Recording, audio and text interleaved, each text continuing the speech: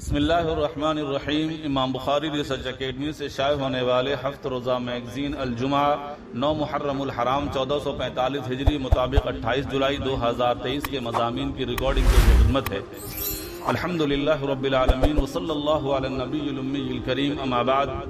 ذکر انبیاء، آخری نبی حضرت محمد صلی اللہ تعالی علیہ وسلم، قسط نمبر 41، مضمون نگار مولانا محمد فرید حبیب ندوی۔ نبی کریم صلی اللہ تعالی علیہ وسلم کے قتل کی سازش۔ جنگ بدر میں ملی ہار سے مکہ کے کافر سخت صدمے میں تھے۔ ان کے سینوں میں انتقام کی آگ بھڑک رہی تھی۔ ان کے بڑے بڑے سردار اس جنگ میں مارے گئے تھے۔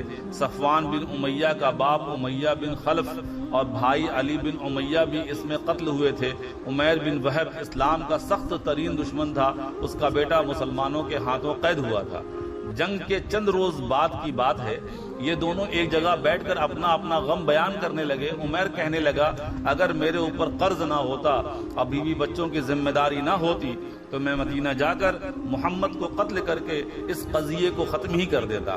صفوان نے کہا، تمہارا قرض میں ادا کر دوں گا اور جب تک میں زندہ ہوں تمہارے گھر والوں کی ذمہ داری میرے اوپر ہے۔ دونوں نے ایک دوسرے کو اس ارادے کو راز میں رکھنے کی تاکید کی اور مجلس برخاست ہو گئی۔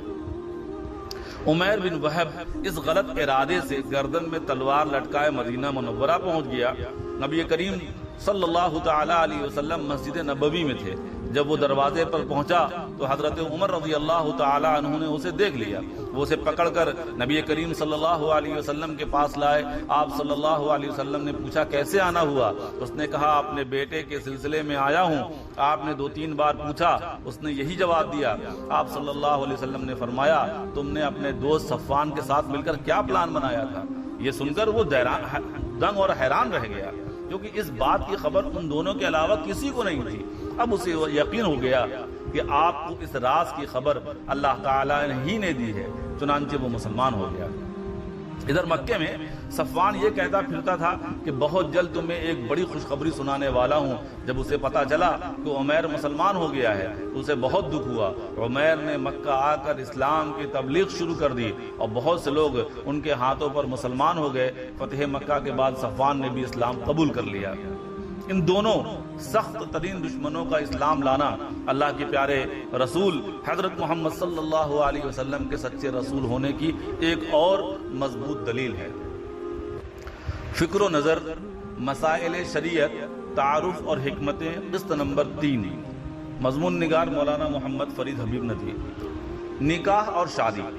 نکاح کے سلسلے میں 3-4 پہلوؤں سے گفتگو کی جا سکتی ہے۔ نکاح کی کیا حیثیت ہے؟ ہندو مذہب میں شادی کی حیثیت جنم جنم کے ساتھ کی ہے۔ اسی طرح ان کے ہاں شوہر کی حیثیت مالک کی اور بیوی کی حیثیت اس کی ملکیت کی ہے۔ یہی وجہ ہے کہ ان کے یہاں شادی کو کنیا دان کہا جاتا ہے۔ کنیا مطلب دلہن اور دان کا مطلب عطیہ، تحفہ، گفٹ۔ گویا لڑکی کا باپ لڑکی کو اپنے داماد کو گفٹ کر دیتا ہے۔ اس تصور سے ان کے ہاں 2 خرابیاں پیدا ہوئیں۔ ایک ستی کی رسم، جس کا مطلب یہ ہے کہ اگر شوہر کا انتقال ہو جائے تو اس کی لاش کے ساتھ اس کی بیوی کو بھی جلا دیا جائے۔ دوسری خرابی یہ پیدا ہوئی کہ ان کے یہاں شادی کے بعد اس بندھن سے الگ ہونے کا تصور ہی نہیں رہا، کیونکہ شادی تو 7 جنموں کا بندھن ہے۔ اسلام میں نکاح کی حیثیت ایک ایگریمنٹ، عقد اور معاہدے کی ہے۔ اس میں میاں بیوی دونوں فریق یعنی پارٹی ہوتے ہیں، ایک مالک دوسرا اس کی سمپتی نہیں ہوتا ہے، اور پھر اس میں طلاق کا بھی آپشن ہے۔ نکاح کا طریقہ، ہر مذہب میں شادی کا طریقہ الگ الگ ہے۔ ہندو مذہب میں ان کی شادی سے پہلے پنڈت شبھ مہورت نکالتا ہے، پھر اس کی نگرانی میں دلہا دلہن کے کپڑوں میں گانٹھ لگا کر آگ کے گرد 7 پھیرے دلوائے جاتے ہیں۔ عیسائیوں میں نکاح کے لیے چرچ جانا ضروری ہے، پادری کے بغیر نکاح نہیں ہو سکتا۔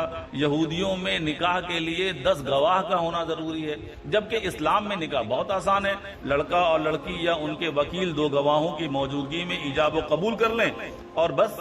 نہ مسجد میں ہونا ضروری، نہ قاضی صاحب کی موجودگی ضروری، نہ ہی خطبہ ضروری۔ خطبہ سنت ہے اور وہ دلہا خود بھی دے سکتا ہے۔ نکاح میں عورت کی مرضی اور اختیار۔ عام طور پر دنیا کے مذاہب میں نکاح کے معاملے میں عورت کو کوئی اختیار نہیں ہے۔ اس کے گھر والے اس کی مرضی پوچھے بغیر جہاں چاہتے ہیں اس کی شادی کر دیتے، لیکن اسلام نے اس معاملے میں عورت کو مکمل اختیار دیا ہے۔ چنانچہ حدیث کا مفہوم ہے کہ کسی عورت یا لڑکی کا نکاح اس کی اجازت کے بغیر نہ کیا جائے۔ بخاری 5136۔ اگر اس کے گھر والے اس کی مرضی کے خلاف نکاح کر دیں تو اسے نکاح ختم کرنے کا اختیار حاصل ہوگا۔ اسی طرح بیوہ عورت کو ہندو مذہب میں دوسری شادی کرنے کی اجازت نہیں ہے، لیکن اسلام میں نہ صرف اجازت ہے بلکہ اس کی ترغیب دلائی گئی ہے۔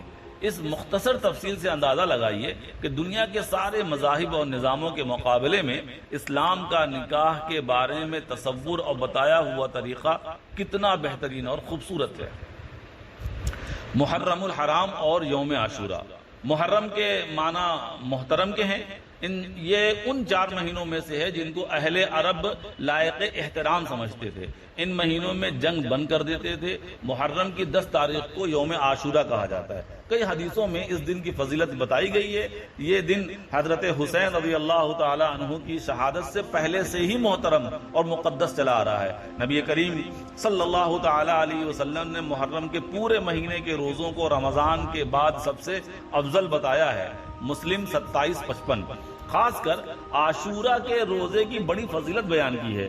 اسے 1 سال کے گناہوں کا کفارہ قرار دیا ہے۔ مسلم 1162۔ آپ صلی اللہ علیہ وسلم خود بھی اس دن کا روزہ رکھتے تھے اور صحابہ کرام بھی اس کا اہتمام کرتے تھے۔ بعض روایتوں سے معلوم ہوتا ہے کہ اس دن اپنے گھر والوں پر خرچ کرنے میں وسعت سے کام لینا چاہیے۔ یہ روایات اگرچہ بہت مضبوط نہیں ہیں، لیکن چونکہ کئی سندوں سے آئی ہیں اس لیے بعض علماء کی رائے ہے کہ ان سے یہ فضیلت ثابت ہوتی ہے۔ ہمیں چاہیے تھا کہ اس مقدس مہینے میں زیادہ سے زیادہ عبادات میں مشغول ہو کر اللہ کی خاص الخاص رحمت کا اپنے کو مستحق بنائیں، مگر ہم نے اس مبارک مہینے کو خصوصاً یوم عاشورہ کو طرح طرح کی رسموں بدعتوں کا مہینہ بنا دیا ہے۔ کتنے ناداں ہیں وہ لوگ جو اس مہینے کو منحوس سمجھتے ہیں اور اس میں شادی کاروبار وغیرہ شروع نہیں کرتے ہیں، جبکہ اسلام نے اس کو مقدس قرار دیا ہے۔ کتنے ناسمجھ ہیں وہ لوگ جو اس دن حضرت حسین رضی اللہ عنہ کی شہادت پر ماتم اور نوحہ کرتے ہیں اور ان کے پیام شہادت کو بھول جاتے ہیں۔ کتنے کم عقل ہیں وہ لوگ جو اس دن تعزیہ سبیل کھچڑے کی رسم ادا کر کے سمجھتے ہیں کہ انہوں نے حضرت حسین رضی اللہ عنہ کی محبت کا حق ادا کر دیا۔ حضرت حسین کی محبت یہ ہے کہ ان کے نانا نبی کریم صلی اللہ علیہ وسلم کے لائے ہوئے دین پر عمل کیا جائے، اس کی دعوت و تبلیغ کا کام کیا جائے اور اس کے لیے جان و مان کی قربانی دی جائے۔ والسلام علیکم ورحمۃ اللہ وبرکاتہ۔